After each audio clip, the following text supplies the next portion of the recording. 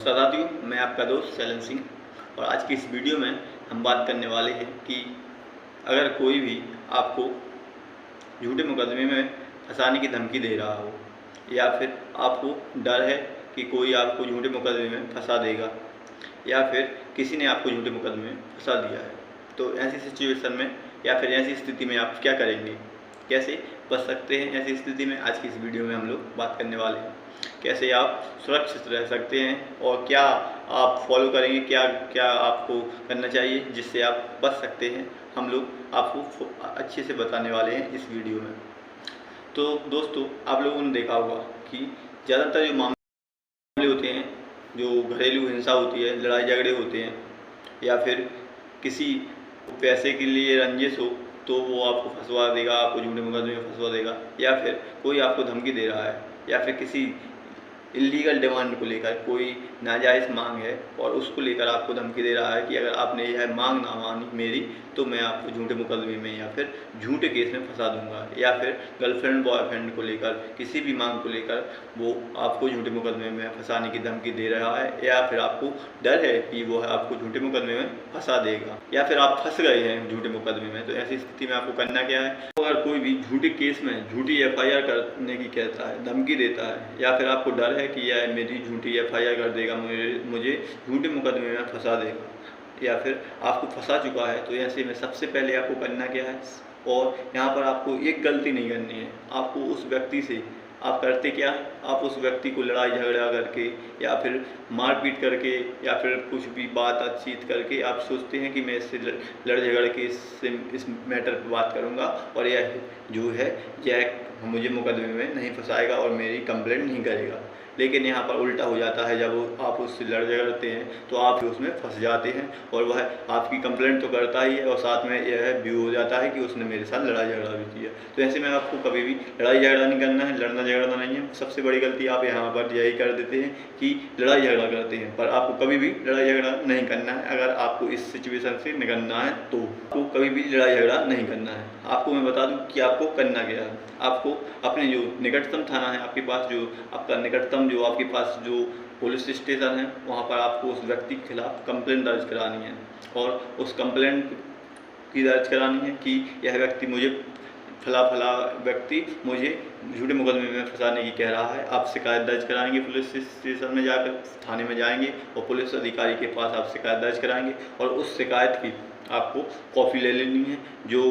कि आपने शिकायत दर्ज कराई है उसकी जो आपको कॉपी में वो ले लेके आप अपने घर वापस आएंगे। आप सोचेंगे कि इस कंप्लेंट से कुछ होगा नहीं, तो मैं बता दूं इस कंप्लेंट से अगर कुछ भी ना हो तो वो आपके पास जो कॉपी है वो आपके बहुत काम में आने वाली है आगे, क्योंकि तो आपको यहाँ पर ये हो जाएगा कि आपने पहले से ही उस व्यक्ति की शिकायत कर दी थी थाने में कि ये मुझे फंसाने वाला है या फिर फंसाने की धमकी दे रहा है।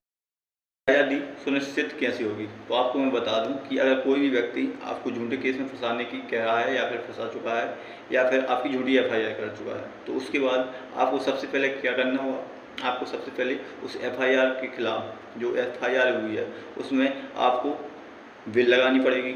जो भी आपके खिलाफ उसने मामला दर्ज किया है उस मामले में आपको बिल लेनी पड़ेगी। तो बिल लेने के लिए जो सबसे बड़ा आपके पास प्रूफ होगा, आपके पास एविडेंस होगा, वो ये होगा कि उस शिकायत काफ़ी अब आपको यहाँ पर काम में आ गई। जो भी आपने शिकायत दर्ज की थी पुलिस थाने में, उस शिकायत की आप जब कॉपी अपनी बेल में लगाएंगे, कोर्ट में आप आवेदन लगाएंगे, तो उस कोर्ट में आपको जल्द ही वो शिकायत की कॉपी होगी, उसके थ्रू आपको जल्द ही उस मामले में बिल मिल जाएगी और उसके आधार पर यह हो जाएगा कि आपने पहले से ही शिकायत पुलिस में उस मामले में उस FIR में जब भी आप बिल लेते हैं, आप भी जब भी जमानत कराते हैं, तो उस जमानत में जब आप उस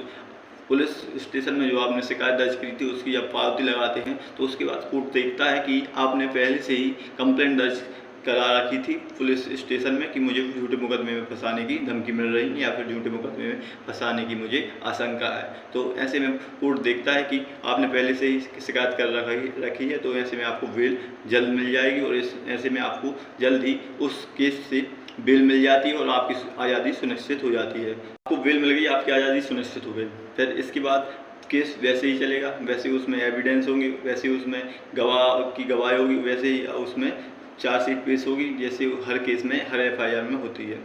तो ऐसे में आपको परेशानी और हो सकती है। लेकिन आपको इसमें दूसरा बड़ा फ़ायदा ये है कि जब भी गवाही होगी किसी भी गवाह की, तो कोर्ट जब देखता है कि आपने पहले से ही कंप्लेंट करा करा रखी थी ऐसे कि मुझे इस केस में फंसाया जाएगा, तो ऐसे में कोर्ट देखता है कि किसी भी गवाह की जब गवाही होती है और आपके जो वकील साहब होते हैं वो सामने वाला जो आपको फंसा रहा है उसके गवाह होते हैं, उनको उससे जब सवाल जवाब करते हैं तो कोर्ट इस नज़रिए से देखता है कि पहले से आपने कंप्लेंट करा रखी थी कि मुझे झूठे केस में फंसाने की आशंका है। तो ऐसे में आपके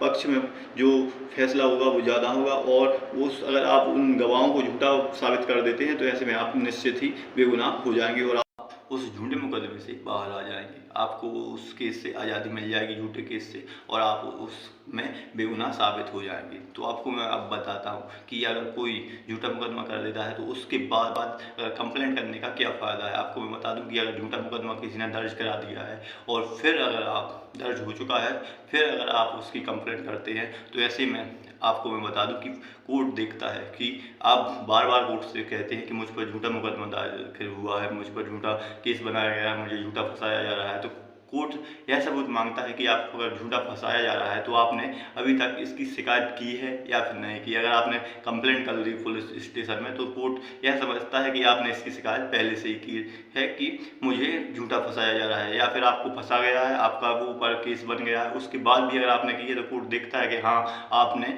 ऐसी कंप्लेंट की है कि आपको झूठा फंसाया जा रहा है। देखता है कि आपने झूठे मुकदमे होने के बाद भी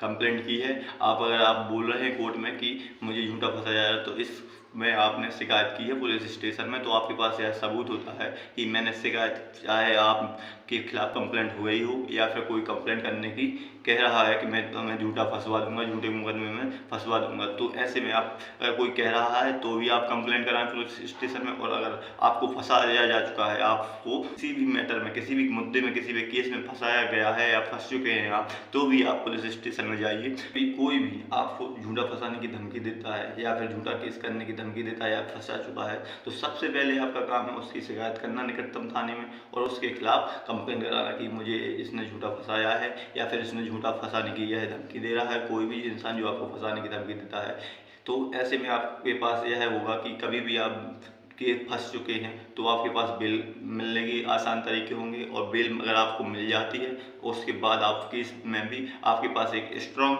पॉइंट होगा कि मैंने पहले से ही कंप्लेंट कर दी थी इसकी कि मुझे झूठा फंसाएगा या फिर झूठे मैटर में इसने मुझे फंसाया है। तो अगर दोस्तों आपको यह जानकारी अच्छी लगी हो तो वीडियो को लाइक करें, और अगर ऐसी इलीगल जानकारी चाहिए तो हमारे चैनल को सब्सक्राइब करें और इस वीडियो को ज़्यादा से ज़्यादा शेयर करें, ताकि कोई भी अगर झूठे मामले में फंस चुका है तो उसकी काम की यह वीडियो रहे और उसको इससे जानकारी मिले तो वह उस मामले से बाहर निकल सके। तो मिलते हैं दोस्तों फिर नेक्स्ट वीडियो में, तब तक के लिए जय हिंद, जय भारत।